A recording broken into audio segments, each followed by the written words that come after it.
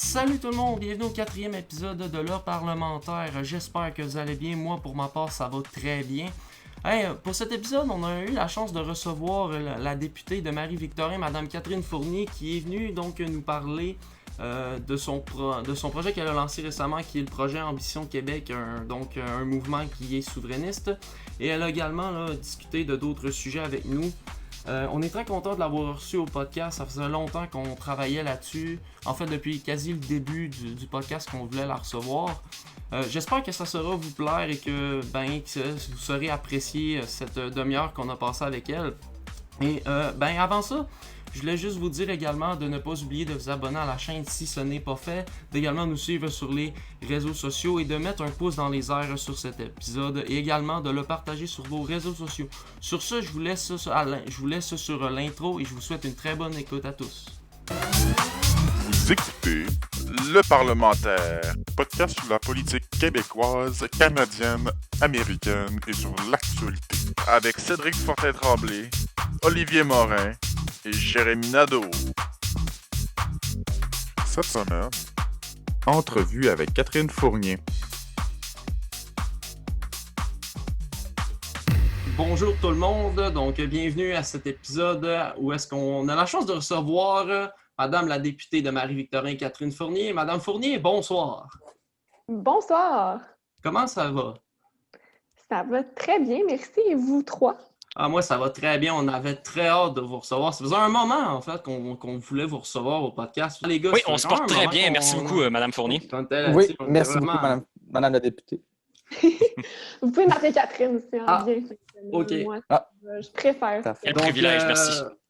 Donc, on va passer tout de suite avec la première question qui est sur, en fait, le projet que vous avez lancé récemment, qui est le PAC, le projet Ambition Québec. On aimerait ça savoir, ça vient d'où l'idée d'avoir lancé ce projet-là, de ce projet souverainiste-là?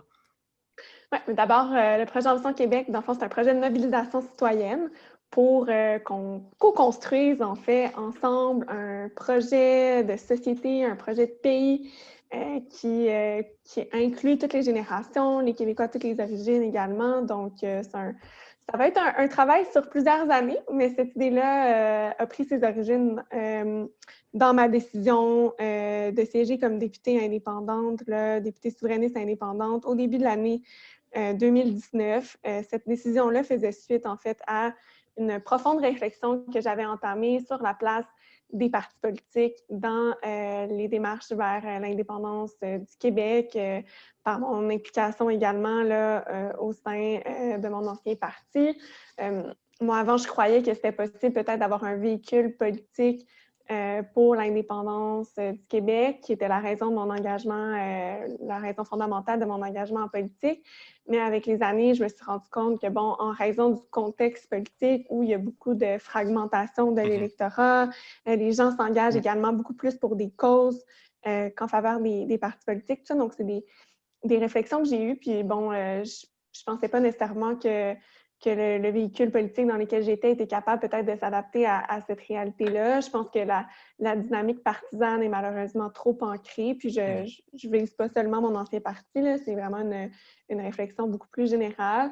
Donc, je me suis dit, quand tu as un projet qui a autant de potentiel, parce que je pense qu'il y en a, mais qu'en ce moment, une déconnexion avec la population, une solution, c'est de retourner à la base. En fait, si on veut lui redonner de la vigueur, il faut retourner à la base, il faut retourner à y travailler avec la population, construire le mouvement de bas en haut, parce qu'en ce moment, j'ai l'impression qu'il est juste en haut, puis il n'est pas du tout en bas, il n'est pas du tout sur le terrain. Donc, réorganiser le mouvement partout au Québec, puis qu'en même temps, ça puisse être un projet beaucoup plus concret que seulement une idée ou un principe général, parce que j'ai l'impression qu'en le rendant plus concret, ça va générer de l'adhésion aussi. Donc, bref, vous voyez un peu les réflexions là, qui ont été à la base. Parmi tout ça aussi, j'ai publié un livre l'année dernière qui a permis de susciter d'autres réflexions de d'autres personnes aussi, parce que j'ai fait 2 fois la tournée du Québec entre-temps aussi pour tenir des grosses séances de réflexion puis des rencontres. Donc, c'est un peu l'aboutissement de tout ça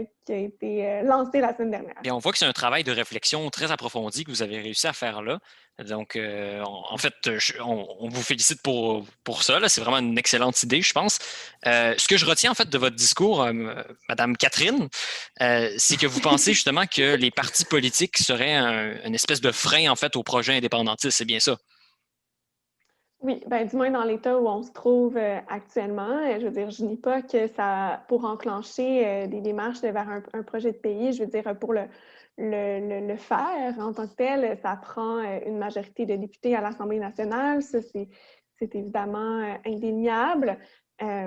Par contre, pour se rendre là, est-ce que la façon classique de faire comme elle a été utilisée par le passé, donc en comptant sur les grosses machines de partis politiques, à l'époque aussi où il y avait seulement un parti politique qui préconisait cette option-là. Je pense pas que je pense plus que ça soit adapté en fait à notre époque pour toutes sortes de raisons. Donc effectivement, je prône vraiment un retour à l'appropriation citoyenne du projet. Puis j'ai l'impression que si on veut qu'il y ait un aboutissement politique de toute façon un jour ou l'autre, ça passe par une remobilisation dans la population. Alors, je pense que c'est gagnant-gagnant de toute manière de repartir de la base parce que si on se fie juste sur le politique, à mon sens, selon mon analyse, il n'y aura rien qui va se passer parce qu'il n'y a pas la volonté de rassemblement au niveau politique qui est, selon moi, nécessaire pour y arriver. Et donc, si on remobilise la population, si on fait une régénération des forces à la base, bien là, ça peut contribuer à créer les conditions qui vont permettre un éventuel rassemblement politique des forces qui nous permettrait ensuite d'aller de l'avant. Donc, vous voyez que je mets beaucoup d'étapes là-dedans. Effectivement. J'essaie d'être réaliste, pragmatique. Tu sais, je pourrais aussi dire, ah ben non, je pense que tout va bien, puis on va l'avoir, le pays, l'année prochaine. Moi, c'est pas l'état des choses que je constate. J'ai fait, tu sais, quand j'étais députée aussi dans un parti politique, puis j'ai fait des assemblées un peu partout au Québec, tu sais, pour me rendre compte à quel point, justement, les forces étaient démobilisées, qu'il n'y avait pas nécessairement eu de renouvellement sur le terrain. Puis bon, je veux dire, les générations précédentes, je pense qu'ils ont fait vraiment avancer le projet. Peut-être qu'aujourd'hui, c'est le temps de le remettre pas au goût du jour parce que je pense pas que ça change sur le fondamental, mais je pense sur les façons de faire, le rendre plus concret, rebâtir un mouvement citoyen qui était très présent par ailleurs dans les années 60-70, mais qui s'est perdu dans les récentes années. Donc, de s'inspirer de ce qui a été fait par le passé, mais adapter en même temps à notre époque. J'ai l'impression que c'est comme ça aussi qu'on va générer de l'adhésion, de la mobilisation des nouvelles générations. Puis, ça prendra le temps que ça prendra. Moi, c'est un projet dans lequel je crois. Je pense qu'il y a beaucoup de jeunes aussi qui sont intéressés, qui sont curieux par rapport à ce projet-là. Puis, on a fait des grandes avancées, comme je disais, par le passé, mais maintenant, je pense que c'est à nous de prendre le flambeau. Donc, le projet Ambition Québec, en quelques mots, ça pourrait être un pansement sur la fracturation de la société actuelle au niveau du mouvement souverainiste. Ça pourrait être ça. Oui, puis de façon plus large aussi. Je pense que insister sur l'indépendance, la souveraineté. Moi, j'aime mieux insister sur le produit final, entre guillemets. Qu'est-ce qu'on va pouvoir aller accomplir? C'est par quels moyens on va pouvoir atteindre nos plus grandes aspirations en tant que nation. Je pense qu'on a vraiment quelque chose d'intéressant à faire, à proposer. Puis c'est sur ce concret-là que j'ai envie de bâtir. Puis je pense que ça va... En faisant ce travail-là à la base, ça va impliquer tellement de gens. Puis quand on participe à un projet, on a plus le goût par la suite de le voir émerger, puis de le voir concrétiser et réaliser finalement. Donc, je pense que ça va être également gagnant pour générer de l'adhésion envers ce surtout que c'est extra-partisan, comme vous l'avez dit. Donc, il n'y a pas... c'est moins je pense que les gens veulent de moins en moins, justement, s'identifier à des partis, puis la politique partisane, moi, j'ai l'impression qu'il y a bien des gens qui sont tannés de ça. Donc, c'est aussi un moyen de s'engager politiquement, mais différemment de ce qu'on connaît habituellement.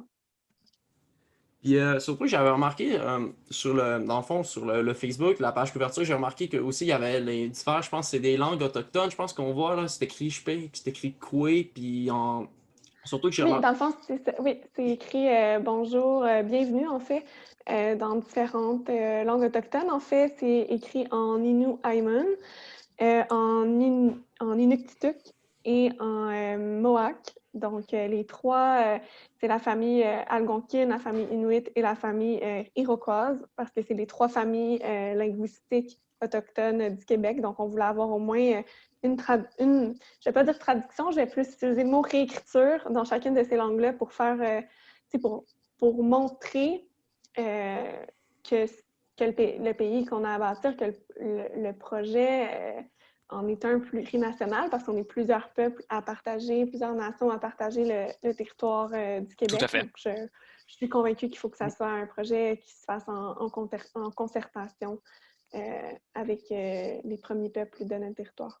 C'est souvent ça qu'on oublie, justement, que souvent ces peuples-là étaient là avant nous, que techniquement, le Québec, c'est un territoire autochtone qui était non concédé. Donc, je trouve vraiment ça intéressant qu'on mette de l'avant ces minorités-là parce qu'on sait que c'est difficile pour les minorités quand même dans le Québec actuellement. C'est le débat qui est autour du racisme systémique. On n'embarquera pas dans ces détails-là, mais je pense que c'est vraiment intéressant de voir à quel point que votre mouvement inclut tout le monde, puis que ce ne soit pas, mettons, comme des fois, il y a certains partis qui vont vouloir la souveraineté, mais ils vont comme juste dire, nous, les Québécois et Québécoises, mais on dirait qu'ils vont juste comme inclure le Québécois et la Québécoise moyen ou moyenne, ou qui va inclure tout le monde. Moi, c'est ça que j'ai trouvé intéressant. Donc, c'est ça, c'est un outil, en fait, l'indépendance, c'est un outil pour atteindre l'autodétermination, puis l'autodétermination de la nation québécoise, elle est bien sûr très, très valable, moi, je crois, mais si on est d'accord pour dire que les Québécois ont droit à l'autodétermination, ben c'est la même chose pour l'ensemble des nations.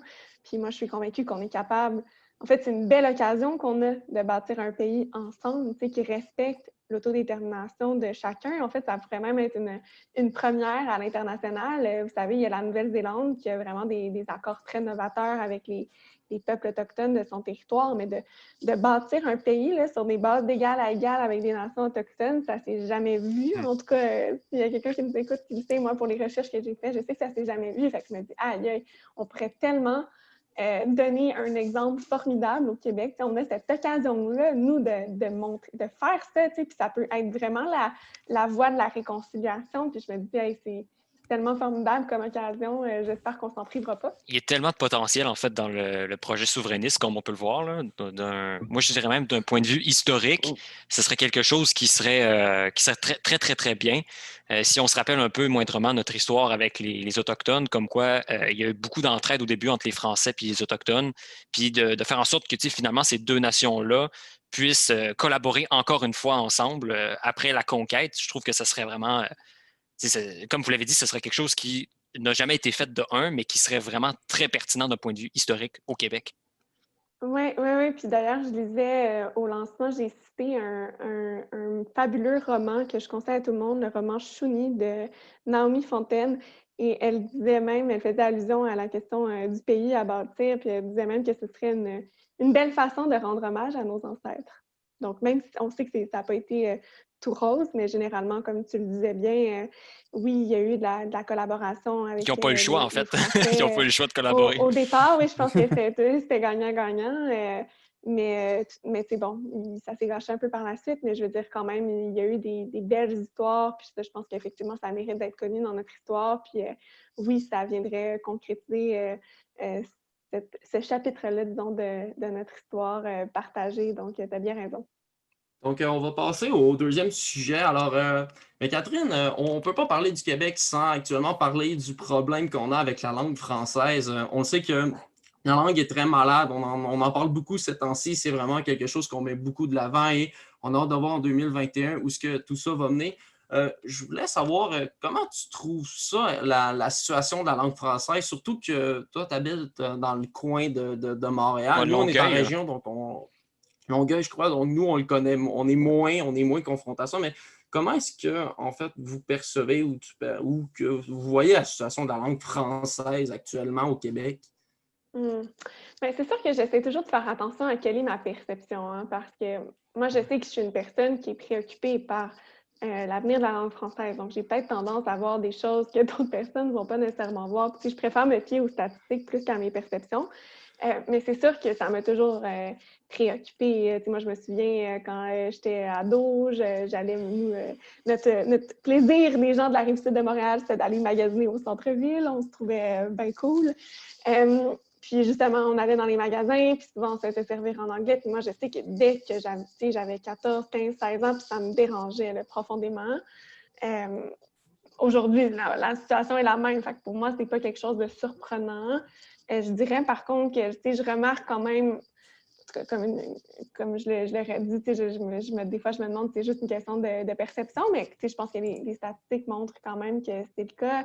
Même sur la Rive-Sud, des fois, c'est des choses qui arrivent. On entend les gens, les employés dans les magasins parler anglais entre eux. J'ai l'impression que dès qu'il y a une personne qui est anglophone ou qui n'est pas francophone de langue maternelle, notre réflexe comme Québécois francophones, c'est de parler automatiquement anglais, alors que bien souvent, cette personne-là n'a rien demandé, tout ça. Je pense qu'il y a comme du laxisme aussi dans la promotion positive de la langue française, de pas... J'ai l'impression que ce combat-là, malheureusement, ça a été souvent présenté comme le français contre l'anglais, alors qu'on sait tous aujourd'hui, c'est une richesse pour les individus de pouvoir parler plusieurs langues, dont l'anglais. Donc, c'est sûr que pour un jeune qui entend « Ah, ben tu devrais juste pas parler anglais », peut-être que ça le met pas dans des dispositions très favorables pour trouver que c'est quelque chose d'intéressant, la promotion de la langue française.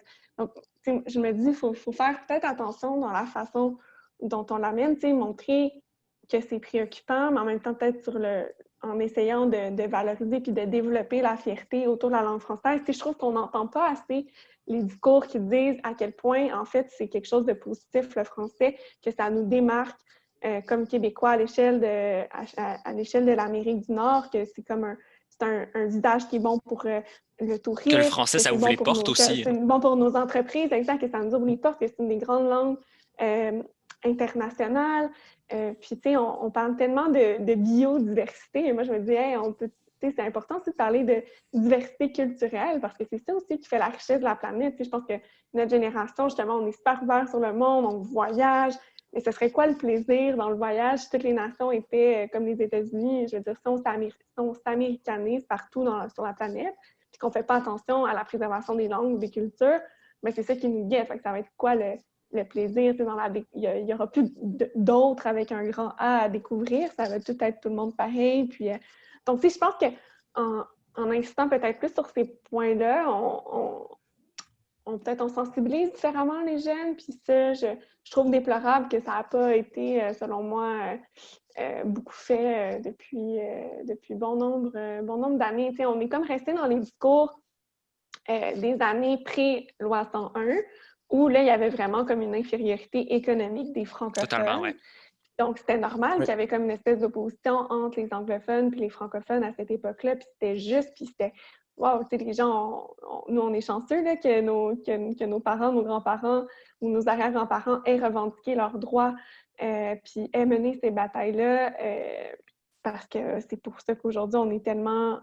On voit moins la menace, on est affirmé dans notre identité, tout ça, puis c'est pas de parler français qui nous freine dans nos aspirations professionnelles, bien au contraire. Mais ça, c'est grâce au travail des générations qui nous ont précédées. Mais aujourd'hui, c'est plus vrai, c'est plus la même relation, il n'y a plus la relation d'infériorité. Le fait qu'on ait comme présenté la défense du français un peu dans la même dialectique, alors que c'est plus du tout ça aujourd'hui, puis que ça prend des formes différentes, je pense que ça a été peut-être ça l'erreur. Tu veux ajouter quelque chose là-dessus? Je pense que c'est une grosse réponse. Non, mais c'est parfait. Plus on en a, mieux c'est. Non, c'est parfait, sérieusement. Je suis vraiment intéressé de ce que vous dites. C'est juste, j'ai une question. Est-ce que vous croyez, vous, que le gouvernement Legault va être capable de protéger la langue française sans faire la dépendance du Québec? Est-ce que vous croyez que le gouvernement Legault va frapper un mur pour essayer de protéger la langue? Moi, je pense qu'ils vont frapper comme on en a toujours frappé depuis les tout débuts de la loi 101, qui a finalement été charcutée par les tribunaux constitutionnels parce que justement, ça peut être contesté en regard, je parlais de la Cour suprême, bien sûr, en regard de la Constitution canadienne. Ouais. Fait que c'est sûr que c'est des freins juridiques. Mais tu sais, au-delà des lois, j'entendais, je pense que c'était Pierre Curzi à la radio ce matin, ouais. On peut faire la loi qu'on veut, mais si les gens n'ont pas le goût de la préserver, la langue française, on n'y arrivera pas. Fait que, je pense que oui, c'est important d'avoir un cadre législatif qui soit sévère, qui Oui. fasse le nécessaire, puis malheureusement, on ne peut pas l'avoir assez tant qu'il n'y aura pas d'indépendance. Mais il faut aussi avoir cette fierté-là de vouloir préserver notre langue. Puis à ce niveau-là, moi, j'ai l'impression que l'indépendance va aussi avoir un effet au niveau psychologique. Tellement. Je pense oui. que ça va juste nous ça va être, hey, OK, wow, on est un pays francophone en Amérique, ça va nous donner tellement une poussée de fierté puis ça va tellement être juste normal. Aujourd'hui, au Québec, c'est difficile parce que oui, on est une province francophone, mais dans un pays bilingue. Fait que, pour les gens qui arrivent ici aussi, c'est toujours un peu une dichotomie. Ils savent jamais, OK, mais là, finalement, je suis au Canada bilingue ou je suis au Québec français.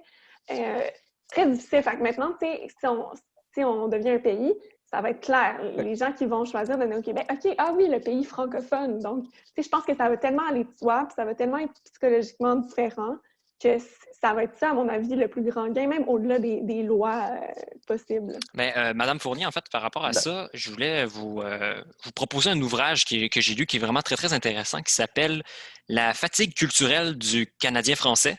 Qui est un ouvrage d'un auteur dont je ne me rappelle plus le nom, malheureusement. Je suis vraiment désolé.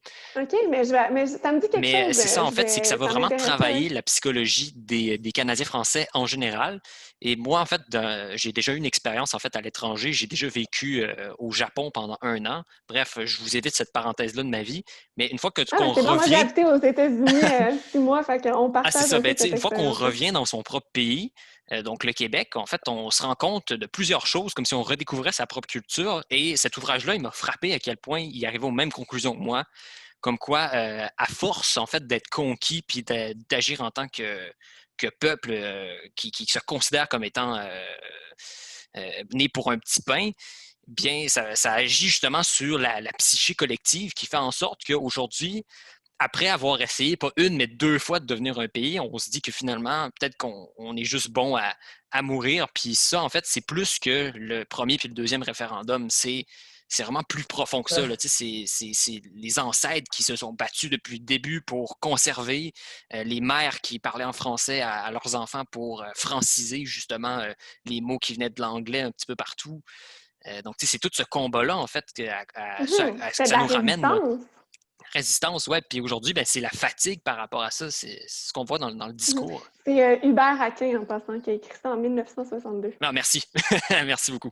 Je vais aller faire une recherche rapide. Mais oui, tout à fait. C'est ça. Moi, en fait, ce que je voulais dire, après ça, je laisse la parole aux autres. Je voulais juste dire que justement, ça a eu un effet, en fait, sur la génération des baby boomers, qui, après ça, a transmis ça également aux X, qui nous l'ont transmis à nous, les milléniaux. Le fait que les baby boomers, eux, ont reçu, il y avait plutôt un complexe d'infériorité économique, comme vous avez dit tout à l'heure.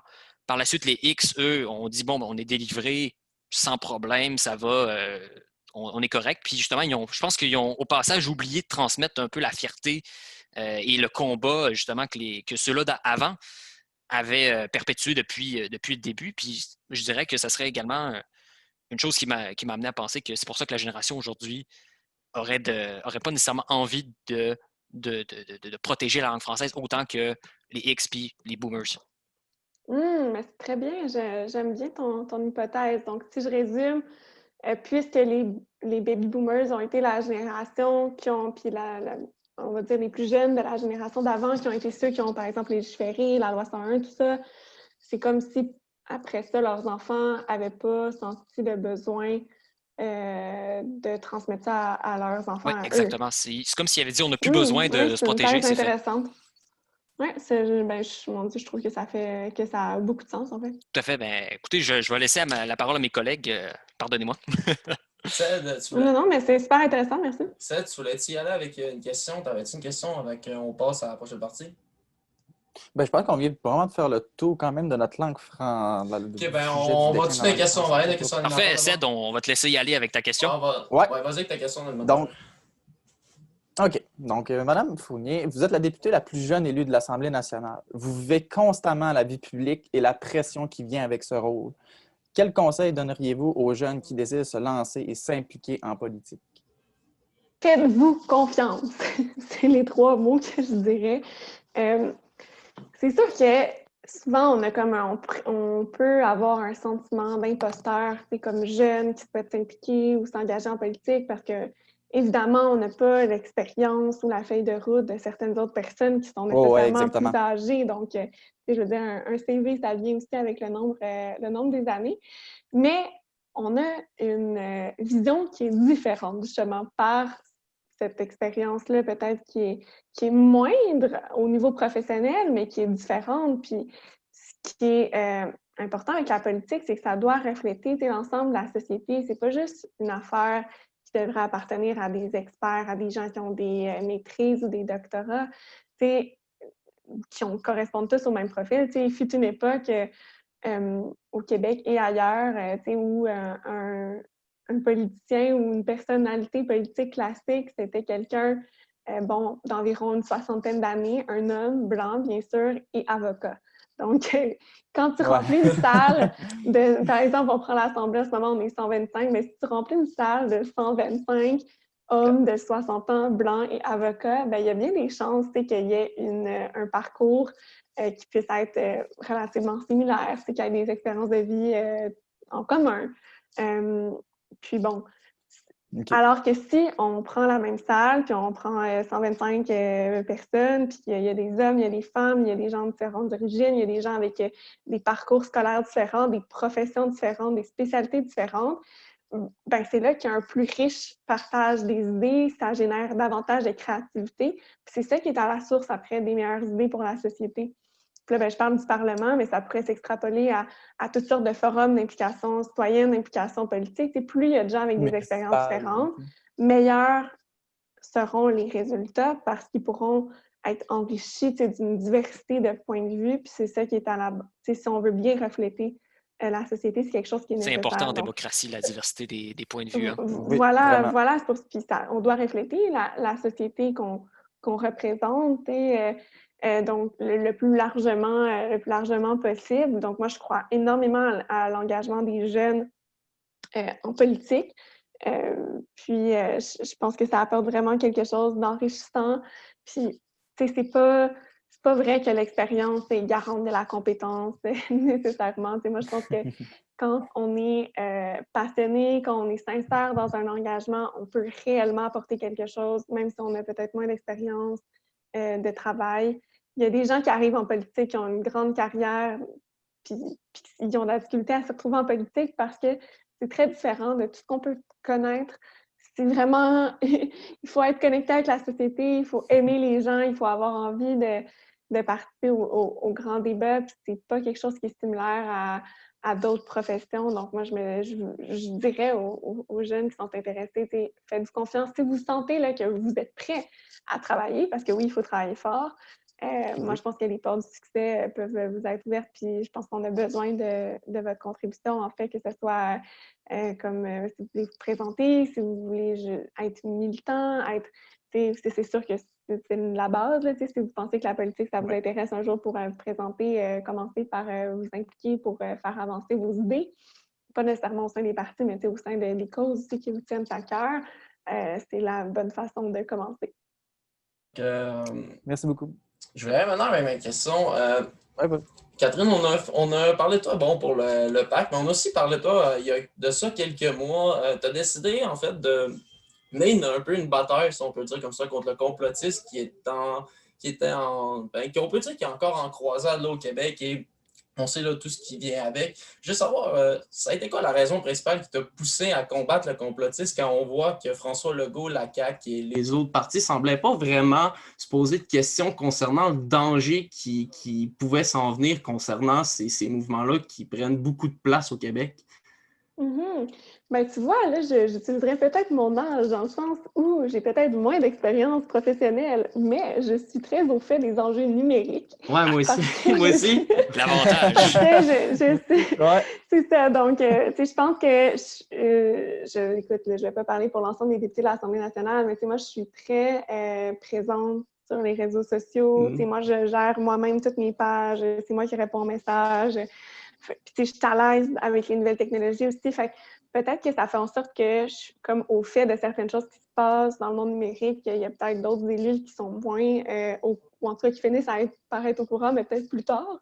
Mais moi, c'est vraiment, ça fait longtemps en fait que j'ai observé ce phénomène-là. Puis là, je fais référence à mon expérience de députée, mais ça fait en fait longtemps que je m'intéresse aux questions des polarisations sociales.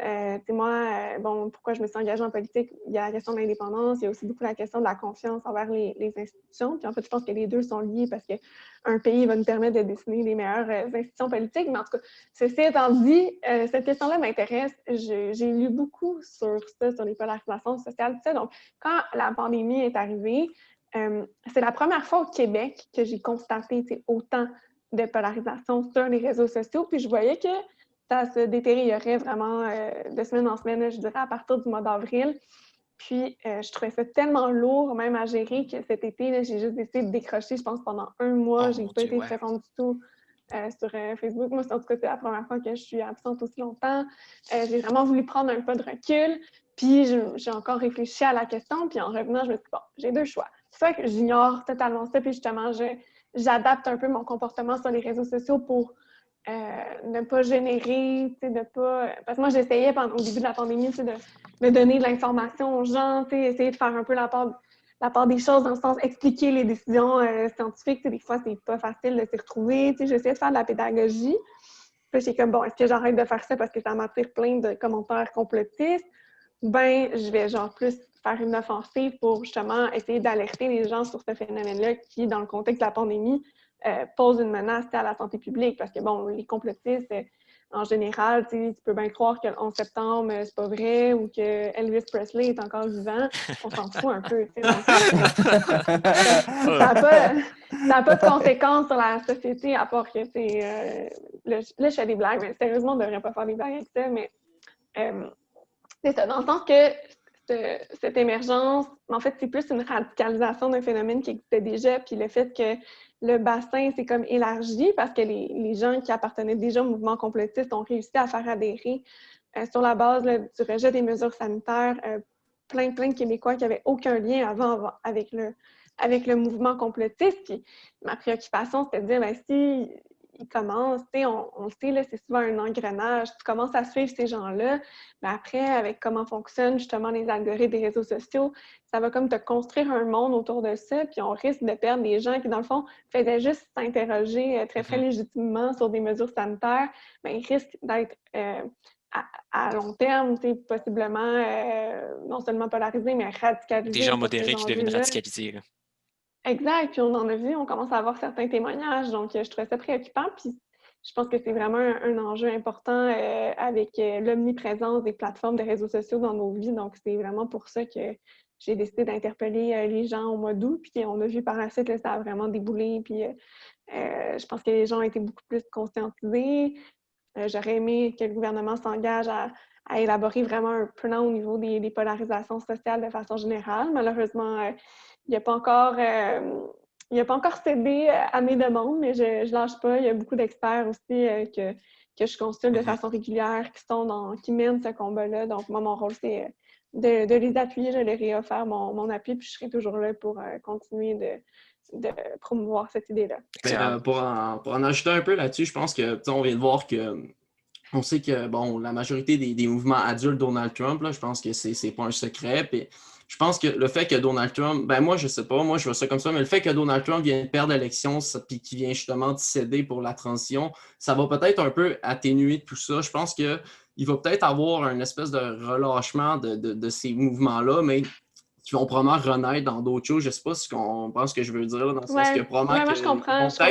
Ils vont peut-être genre trouver, j'avais une réflexion à faire là-dessus, je me disais, en ce moment, là, Donald Trump va partir, ils vont relâcher un peu, puis mettons, dans 1 an ou 2, ils vont revenir avec d'autres choses, puis là, si tout le monde va embarquer dans le bateau, c'est une route.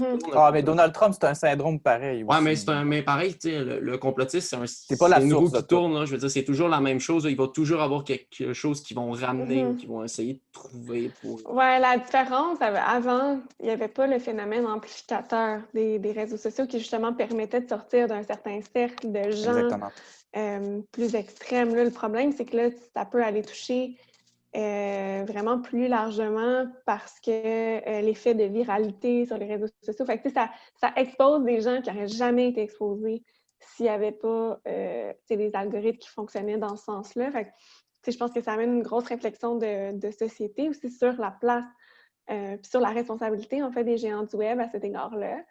Ça aussi, j'ai tenté d'amener ce débat-là à l'Assemblée nationale. Je pense que les gens ont été surpris. Je pense que c'est la première fois qu'on parle de ça à l'Assemblée. Mais je pense que ça va être les enjeux très importants des prochaines années. Puis on est déjà tellement en retard Tellement, sur les enjeux numériques. Oui.